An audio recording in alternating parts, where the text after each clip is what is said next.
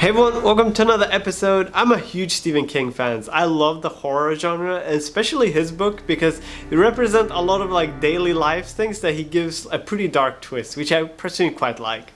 And over the weekend I read one of his books called The Girl Who Loved Tom Gordon. It was really good, and the book cover was quite old, so I thought it'd be fun. How would I reinterpret the cover in my own way based on my impressions of the book itself?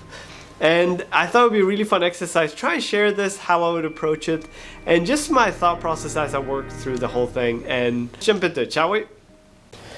So for this painting, I thought it would be super fun to start off in my sketchbook a bit. I did a few variations of the character itself, what she could look like, the outfit. I also tried a few sketches of her baseball cap because she's really a big fan of the Red Sox. I tried sketching her backpack as well, and I did in a separate sketchbook that I cut in and pasted here. A rough gouache painting of what the general layout could be, the colors, and the placement of the character in the image.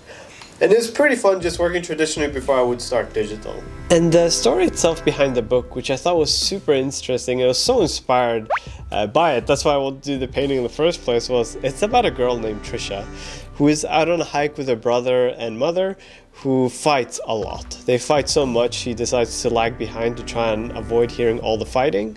Eventually she needs to go pee, so she goes out in the wood, but when she's ready and done, she kind of decides to take a shortcut to try and pick up on the trail because she was falling so far behind, and she gets really lost. She falls off the trail really far, and the story gets creepier and creepier. As she's getting lost, she's running low on supplies, and there's a sense that she's being watched. And I really like that. It reminds me a lot of like another book that I read called The Ritual, and it was super inspiring to just nature is a favorite subject matter of mine, so I was super inspired naturally by the story itself to paint something by it. And with the painting itself, I kind of want to give the isolated feeling. I wanted to put the character in a scene where there's no clear path. You know, you can tell that she doesn't quite belong here. You know, you don't know where she is. There's no clear hiking trail. I decided to place two trees to kind of frame the character and kind of show that the character, this is the path where she's going to go, even though it might not be a friendly path because of the lighting and the mood. I wanted to really communicate that creepy vibe, so I try to be very careful with my saturation in the image itself.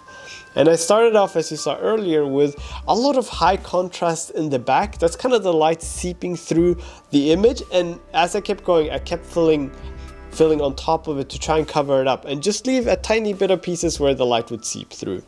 Because I didn't want the white to be too contrasty, but I definitely wanted some of it to come through, and I feel like it gets more natural if you put it on first and then paint on top of it than you do it later on. And as you can see also my layers, to this point I've been working on one layer essentially, and I just have the drawing on a separate layer. And the reason for that is I kind of wanted to emulate a more traditional feel, kind of like when you work on gouache, or traditionally in any medium, you have one layer, and you're simply just drawing on top of it, and it's a build-up. You have to kind of try and plan for things a bit earlier, and then you start painting it in. Later on, I started adding a few more layers, but I wanted the foundation of the painting to kind of have that traditional feel, because I feel like, especially with nature thematics, it gives it a much more natural feel to it, and it feels more real if you build it up slowly with piece by piece on one layer, because you can't really erase. So the natural build-up just makes it feel better, in my personal opinion. And I'm also, whenever I'm painting in this image, usually whenever I do my paintings, you see me go with pretty large brush strokes, but this one ended up pretty early going in with a lot of smaller brush strokes. And I think it's important for the image itself because there's so much smaller detail, and I wanted to push the fidelity a bit higher than my usual work. I think the real time on this painting was about 5.5 hours. Usually the videos I do about 2-hour painting, because I knew that was the outcome I wanted early on. I made that decision to put in the extra effort to build up the detail, because if I knew it was going to be a shorter painting, I would have gone with much broader strokes to try and block in the shapes early. And eventually I do end up blocking the character. Naturally, whenever I do my process, I like to do the character last, just to try and make it fit in. But I knew from my earlier thumbnail that she was going to have a lot more contrast, and she was going to stand out against the background.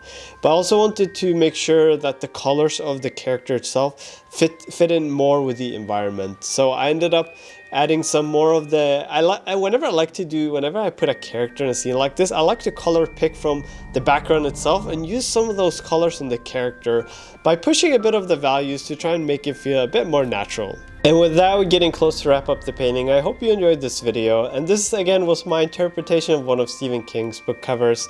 I'm a huge fan of his books, so I hope you enjoyed it, and I can recommend the book if you're looking for something to read. Just don't read it late at night. Other than that, thanks again for watching, and I hope you enjoyed the video. Thank you so much for watching. I hope you enjoyed the video, and this is again a super fun video to make for me because I'm a huge Stephen King fan. I'm curious, what kind of books do you guys like to read? Do you listen to audiobooks or do you prefer to read it on your own? As always, there'll be a new video each Friday, so be sure to subscribe, and I'll see you next time. Have a wonderful weekend. Bye!